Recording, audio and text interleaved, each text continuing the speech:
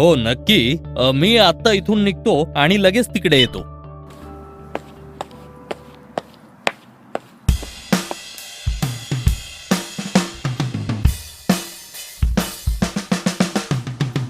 हे चांगलं आहे तिरी. आपण नवीन घरात आलो तर. हे छान दिसतंय. घराचा मालक कम्प्युटरशी संबंधित काहीतरी करतो असं दिसतं.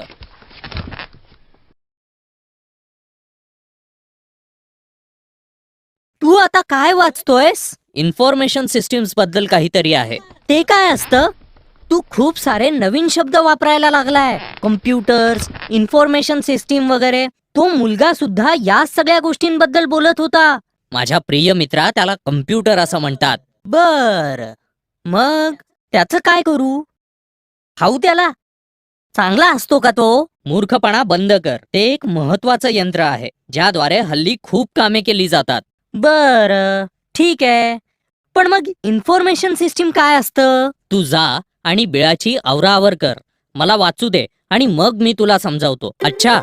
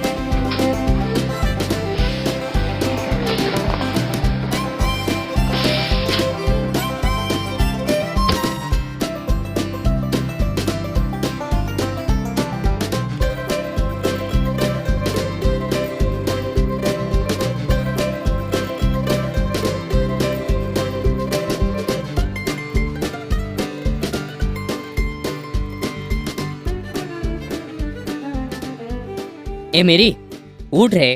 काय झालं? मी केवढं काम केलंय. मी दमलोय आता. ही जागा फारच सुंदर दिसतीये. आता मी तुला इन्फॉर्मेशन सिस्टीम बद्दल सांगतो.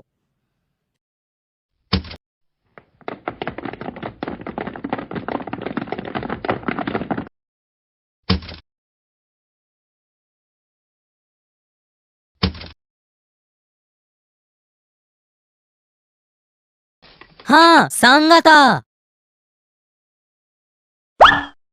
हा, तर मिरी, तुला अंदाज आलाच असेल की इन्फॉर्मेशन सिस्टीम्स या कम्प्युटरशी संबंधित असतात. नक्कीच तिरी. मी तुझ्यासारखा अभ्यासू नसेन कदाचित, पण मूर्ख सुद्धा नाहीये.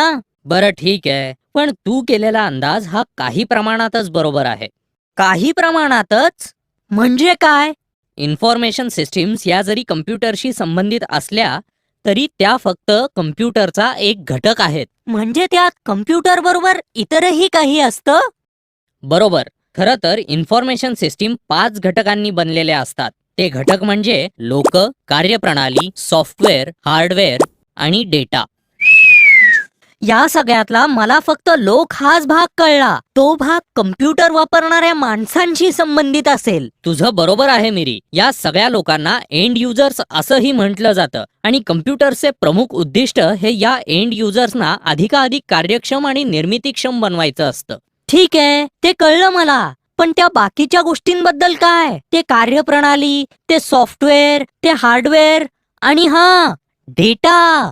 असा वैतागू नकोस मिरी. मी तुला एकदा समजावून सांगितल्यावर तुला ते खूप सोपे वाटेल. असं? मग सांग. पहिल्यांदा डेटा बद्दल सांगतो. कम्प्युटर्सचा वापर प्रामुख्याने डेटा साठवणे तसेच त्यावर प्रक्रिया करणे यासाठी करतात. प्रक्रिया न केलेल्या फाईल्स जसे की टेक्स्ट फाईल, गाणी यांना डेटा म्हणतात. म्हणजे कम्प्युटरमध्ये जी माहिती साठवली आणि वापरली जाते त्याला डेटा म्हणतात. कम्प्युटर्सच्या विविध यांत्रिक भागांना हार्डवेअर असं म्हणतात. त्याचाच वापर करून कम्प्युटर डेटा साठवणे किंवा त्यांच्यावर प्रक्रिया करणे ही कार्य करतो. पण तिरी, या हार्डवेअरना डेटा कसा हाताळायचा ते कसं कळतं? कारण हातोडी, स्क्रूड्रायव्हर हे स्वतःच्या स्वतः कुठलीच कामे करत नाहीत. कम्प्युटरचेही तसेच असते मिरी. या ठिकाणी सॉफ्टवेअरचा उपयोग केला जातो. सॉफ्टवेअर म्हणजे प्रोग्रामचा संच असतो जो कम्प्युटर हार्डवेअरला काय आणि कसे करायचे याच्या तपशीलवार सूचना देतो. ज्यामुळे डेटाचे रूपांतर हे एंड युजर्सना उपयोगी पडेल अशा प्रकारच्या माहितीमध्ये होते.